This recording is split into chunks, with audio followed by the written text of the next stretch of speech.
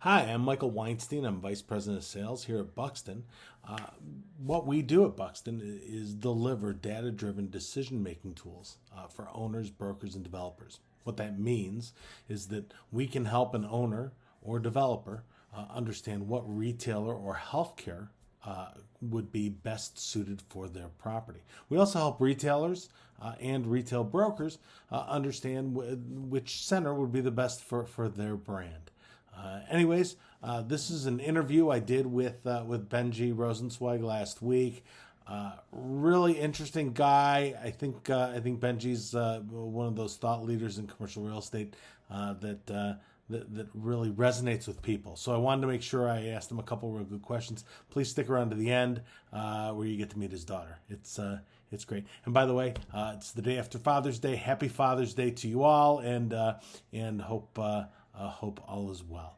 If you have any comments, leave them below on LinkedIn or any other social media. Thank you very much. What I wanted to do today is I wanted to discuss with Ben Rosenzweig some of the things that make him tick as a commercial real estate broker and as a human and as a father. So Ben, thanks for joining me on this 5-minute Q&A. Would love to introduce yourself. So let's start. First of all, you're a vice president at Colliers for the past 5 years, and you've been in the commercial real estate business for 12. You live in West Bloomfield, Michigan, and of course you love music, fitness, and I put in bold here, most important, his family. So his family, I know from Ben's Facebook page, I know that family is the reason he does it. It is his Quan. So Ben, thank you very much for jumping on this with me. And actually looking in the background there, I see. I'm going to take this slide off real quick. I see that you have some guitars in the background. Would love to hear from you. What makes you tick? I could see the guitars. So let me know anything I missed there. Yeah, so first of all, thanks for having me. I appreciate it. You and I have been friends a long time, and I respect you and everything that you do in the commercial real estate business and for the commercial real estate business. But there's only actually one guitar or two guitars behind me. Um, there's a bass, a ukulele, and a mandolin, and then we've got the guitar and the backpacker guitar. But the ukulele is a fun story. When quarantine started at the beginning of COVID, I felt like I needed a challenge and keep myself busy. And so I bought a ukulele online and learned how to play, the stuff that I enjoy playing on ukulele as sort of the keep myself busy project during those early days. And now, surprisingly, I don't have a lot of time to play ukulele again. So. Okay. So I know this is a loaded question. So what band should we be paying attention to that we're not? Oh man, that's a tough question. Um, Personally, my favorite band that's on the road right now is Umphreys McGee. They're a little bit of a metal jam band, if you will. I think something more palatable for the likes of you is probably a band named Goose, which is more of like a smooth funk. They're absolutely tearing it up right now and are doing a great job. So if you like smooth, funky jams, check out a band called Goose. Goose. I will take a look. So let's get down to business. I want to make this informative for everyone who clicks on this. You're very active in the city of Detroit with retail, and it's no secret that Detroit is rising. It has returned to an extent. COVID has has had an effect. Of course, I think that getting that answer from you as to what's going on would help us out. Tell us what you're seeing in Detroit and maybe some predictions as to what's going to be in the future there. Yeah, it's a great question, and it's one that I'm asked almost daily. Prior to COVID, Detroit was on a spectacular trajectory. There's a real cachet to being in Detroit, being in the retail business in Detroit, and having either a restaurant or a brick and mortar store. There was something special about that. There were a number of retailers who came to town, restaurants specifically, who their marketing campaign and their rollout thought was start in the city of Detroit and get that big splash and then move out into the suburbs. COVID hit Detroit hard on retail. There was a lot of office workers, obviously, who were not there. And so retail in Detroit was tough over the last 15 months, but it is coming back strong right now. The governor just announced that the restrictions are being lifted, and we are working on a number of both restaurants and non-restaurant retail deals in the city of Detroit. And it's really optimistic and forward-looking, with the assumption that people are going to be returning to their daytime employment in the city, but also that the people who are living in the city of Detroit are doing well and are going to be spending money. Oh, it's great. So you bring up restaurants. Restaurants, we as a family go down to Detroit to get some food. I mean, I could Chartreuse Park. Um, there are a bunch of restaurants. So tell me, you're down there all the time. Tell me some of the maybe the hidden joints, or maybe some of the great places that locals or even people who are visiting Detroit can go see. Yeah. Well, I'm a big fan of breakfast foods. And if you like a good breakfast brunch restaurant, the Dime Store is one of my favorite meals in the city. The Korean barbecue fries are completely out of control. They make their own sausages. It's a phenomenal meal. Jeremy Sassoon, his slew of restaurants are also spectacular. From Townhouse to Prime and Proper. I mean, you're not going to find a finer meal in town. Prime and Proper could be the best steak I've had, and yeah, the best steakhouse. And I've been to Jacobs in Toronto. I've been all over. Prime and Proper. You hit the nail right on the head. I'll tell you what, though, I'm super excited for Jeremy's new restaurant Sauce that's opening up in Midtown. I'm proud to say we did that deal, but that's going to be a pizza and casual wine bar, and that's going to be really a spectacular facility. When's that opening? I mean, my desk is wood, so I can knock on it and say hopefully this fall, but I don't know 100%. There's a lot of work that is going to go into getting that open. So hopefully later this year. And then if you're looking for a casual meal that is just fun and easy, I love the Detroit Shipping Company. Also proud to say that we put that deal together, but Bangkok 96 and Coop and the other restaurants that are in there, there's some really spectacular chefs and spectacular food. And the best part about that is people can get different types of food and all have fun with what they like. And Chef Genevieve, who runs Bangkok 96, actually got a James Beard nomination for what she put out of there, and that's a 160 square foot kitchen, and I mean, she's crushing it. Wow, that's great. That's great. Well, thank you for that information. So I did want to set aside some time here to discuss family. I know you're a family guy, and like most people, but you're really, like, you put it out there on Facebook. I would love to hear the story of your daughter.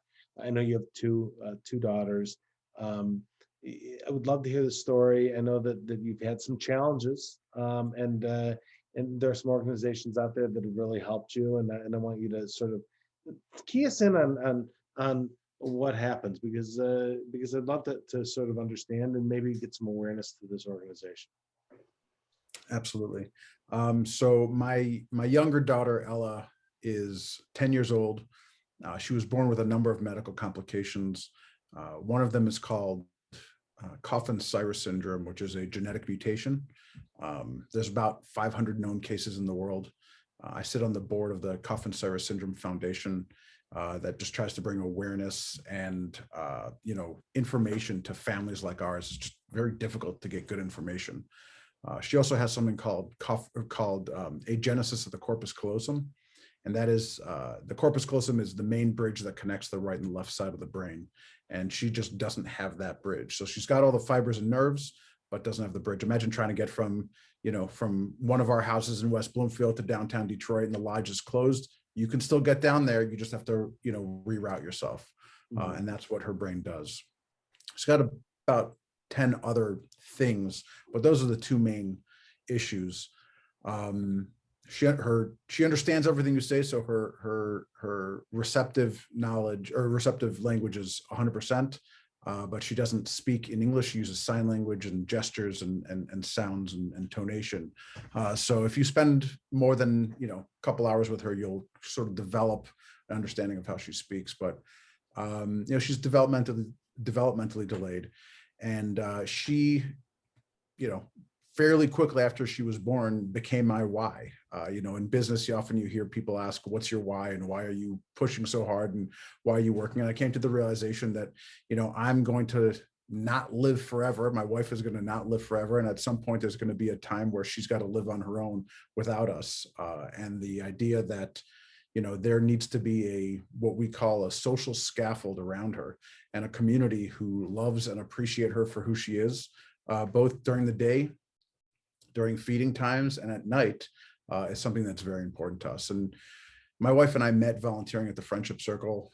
And so it was just a really, easy, natural place, and a great fit for us to find that social scaffolding at the Friendship Circle. And so the Friendship Circle has been there for us since day one, with programming from Sunday school to social programming to not occupational therapy, but really social skill building and physical skill building, where they're there to make sure that moms don't feel alone, dads don't feel alone, siblings don't feel alone, and kids are taken care of in the best way possible. And I am very proud to say that I'm a complete sucker, and if you make my kids laugh and smile, I will do anything for you, and just try to help you make my kids laugh and smile more. So, I grind pretty hard during the day to make sure that I can, build enough wealth that when I die or am no longer able to work,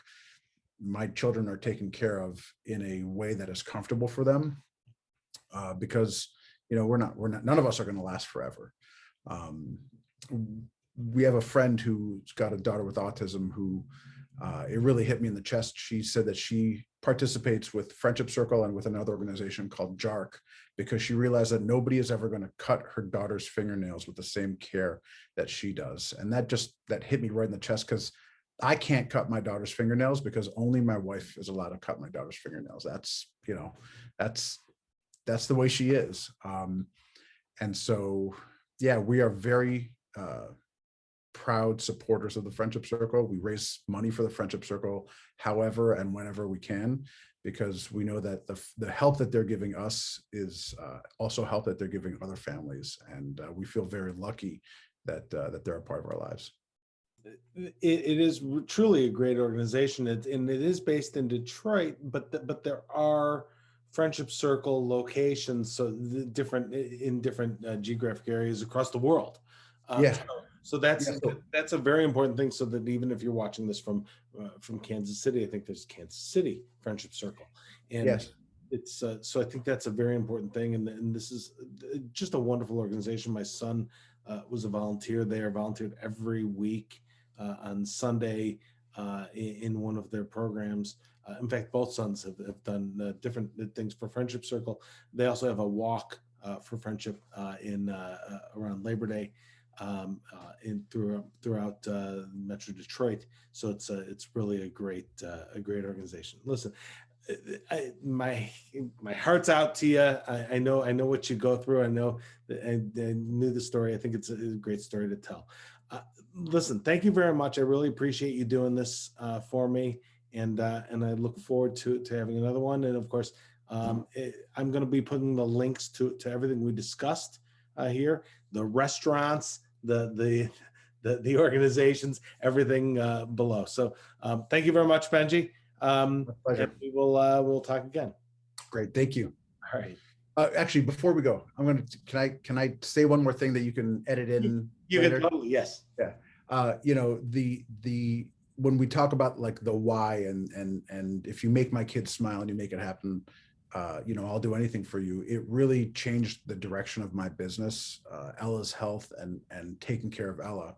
In 2015, between 2015 and 2019, Ella was in the hospital about 40 times for an average of 3 weeks each. And I was working with a guy by the name of, speaking of the devil, I was working with a guy by the name of Ben Huber at the time, and I'd call him up and say, hey, I've got a showing can you cover me for the showing? And he'd say, yeah, I'll take care of it for you. And, I needed help. I needed support. And after a couple of months, we looked at each other and said, why don't we just do this together? And Ben and I became 50-50 partners because he was covering for me while I was taking care of Ella. And that also gave him the flexibility to travel and do some other stuff. And so the Ben and Benji team started because, Ben was covering for me. And it's hard to find somebody that you like and trust in this business and can continue to trust after you do business together. And that. Totally. And so, taking care of her has changed the direction and trajectory of my business at a necessity, but now it's a very good thing for us. Yes. Hello, Ella. Hey, Ella, can you say hi to Mike? How you doing? You wave. She's such a sweetie. Are you a sweetie pie? You want it to sneeze? Mike, can we get a good quality sneeze from you? Okay. Hold on. Oh. Is that great? That's funny. Hey, let's do this. You want to take a picture with Mike? Ready? Watch this. Say you got to wait. How do we do this? What's the best way to do this? We'll do this. Ready? Ella, say hi to Mike. Hi. All right, guys. All right. I'll see you later, man. Do you mind if I post a picture and say that you're working on I'll something? send you the video. Do you mind if I post this and just say? I don't mind at all. Ella came in the middle of a Zoom with Mike. Awesome. All right, buddy. All right. I'll talk to you soon, man. Bye-bye. Bye.